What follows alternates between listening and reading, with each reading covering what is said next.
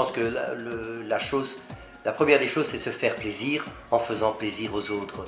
Et la liberté de création, la liberté de trouver de nouveaux produits. Ben, j'ai deux grandes fiertés. En 2009 et en 2011, quand mon fils a été appelé sur le podium à l'Eurobif pour un prix, ça a été une très grande fierté, une très grande émotion.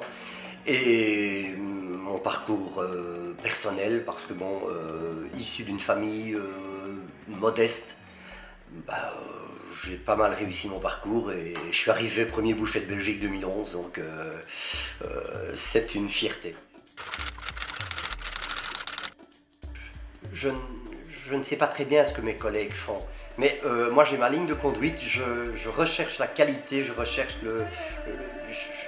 on essaie de trouver la perfection, on essaie d'atteindre la perfection. Il y a toujours moyen de faire mieux, mais on est dans un contexte qui est quand même difficile. Le côté crise, vous devez travailler, on doit travailler de façon de plus en plus, je vais dire, maligne. Il faut travailler malin, il faut travailler avec des produits qui ne coûtent pas trop cher et d'être très bons et les valoriser au maximum. Ben écoutez, on essaie de mettre la bonne personne à la bonne place.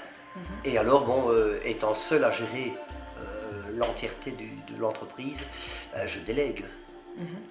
Au niveau des écoles, je trouve que les apprentis, les jeunes, sortent de l'école avec une formation insuffisante. Ils n'ont pas suffisamment de pratique et ils n'ont pas forcément ce goût du travail bien fait.